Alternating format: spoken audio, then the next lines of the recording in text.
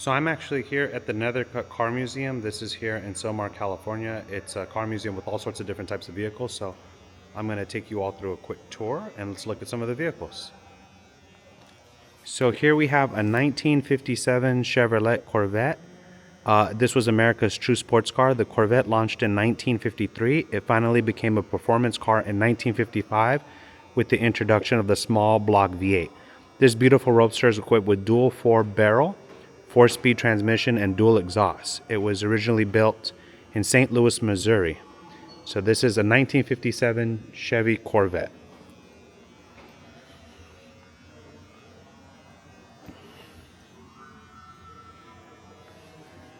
I love the beautiful orange of this car. The color is just magnificent. Let's take a look inside. As you can see there, that interior is beautiful.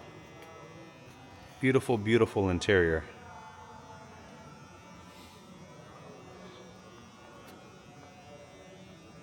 And then you got, I like how they have that on the back of the car as well. Beautiful.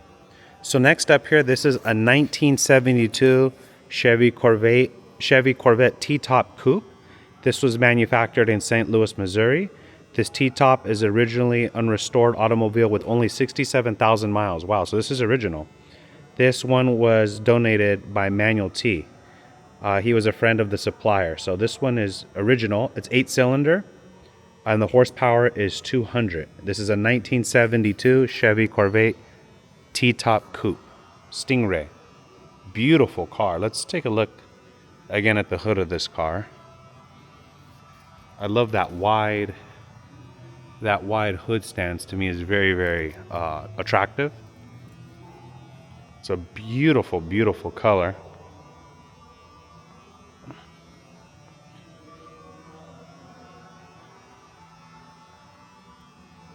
That is a beautiful, beautiful vehicle. Here we have a 1925 Chevy Superior Model Series K Touring. On September 8th, 1925, Chevy became the first automaker other than Ford to produce 2 million cars. Chevy built in 6 plants across the U.S. This Touring was built in Oakland, California. This is a 1925 Chevy Superior Model Series K Touring. Again, another extremely, extremely beautiful vehicle.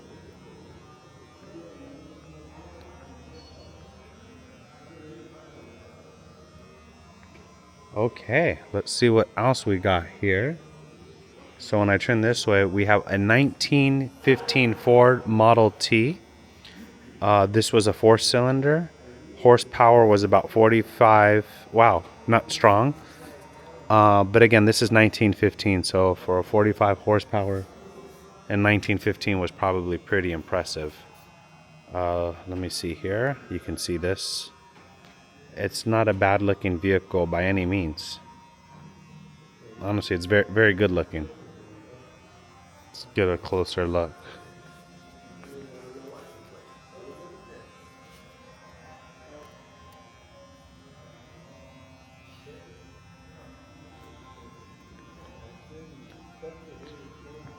So let's see some of the other vehicles here. This is a 1932 Auburn Corvette Coupe. The Auburn 12 was perhaps America's best automotive bargain in the early 1930s. It was a stylish, powerful, and it could be purchased for as little as $1,200 in 1932s. Its closest Cadillac was Rival, which was more than double the cost, essentially.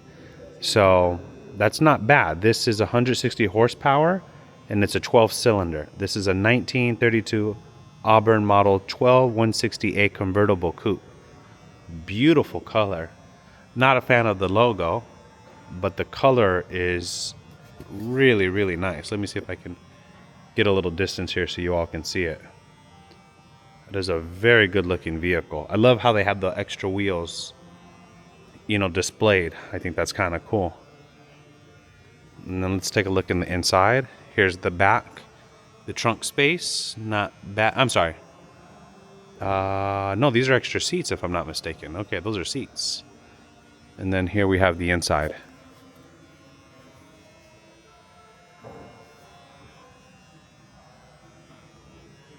Beautiful, beautiful vehicles. This is a 1952 Hudson Hornet Twin H convertible. The Hudson Motor Car Company built cars from 1909 to 1957.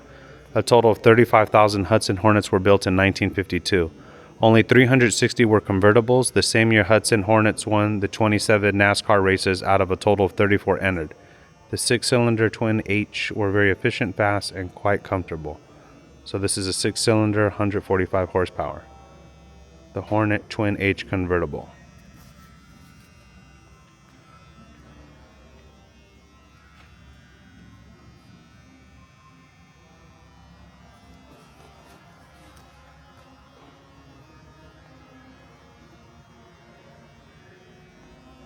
Sure, sorry about that. Sorry. The problem with this year, I've seen in the cars that the sunglass books, and what you do about it, what was that? And you say, well, you do it. Beautiful, beautiful vehicle. This is a very rare car, but you have both of them. Here we have a 1911 Oldsmobile Limited Series 27 limousine. So this is horsepower was 60. When this vehicle was new, it was going for about $7,000.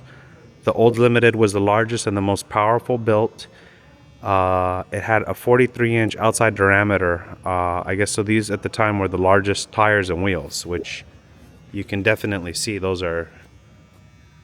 I mean, if you look at that compared to, let's say, a regular car of this, you can definitely see those wheels are drastically bigger.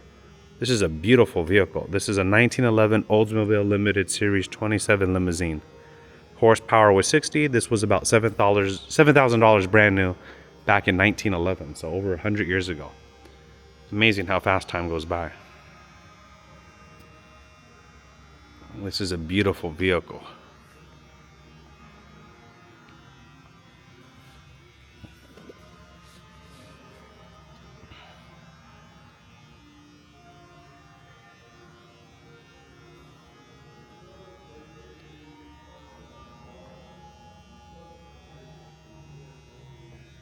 I wish I could get you guys inside of it, but you can kind of see what the inside looks like there.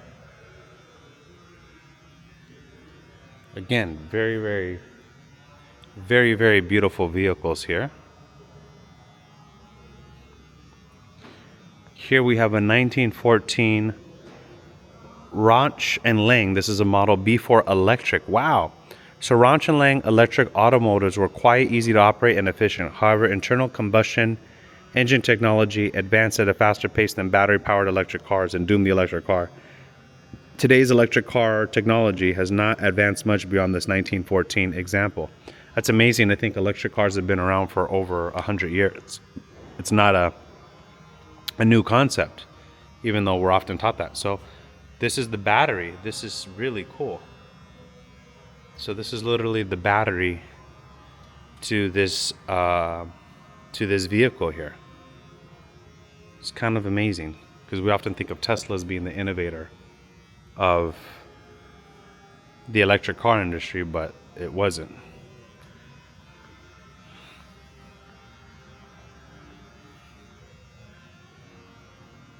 Check that out, one of the first electric vehicles. This is a 1912 white model GF67 passenger touring. This car was about $5,000 when new. Like many automobile manufacturers, White started out as a sewing machine company. They moved to building steam and gasoline-powered cars in the 1900s. The White House used White automotives for presidents Theodore Roosevelt and William Taft. In 1910, gasoline engines took over steam-powered automobiles. Selling trucks augmented the line in the teens. The company deleted automobile production in favor of trucks during the 1920s. And this was produced in Cleveland, Ohio. This is 60 horsepower, 6-cylinder. And this car was about $5,000 new back in 1912. See if I can get you guys some better shots here. Beautiful vehicle. Yeah, so that was So this was part one. Let me get into some better light. This was part one of the Nethercutt Car Museum in Silmar. I'm going to do part two. I hope you guys enjoyed it. Leave a comment below on what vehicle you enjoyed most. And if you had any of these vehicles, maybe you were born during this era, let me know what you think of cars back then versus cars today. Okay, see you all soon.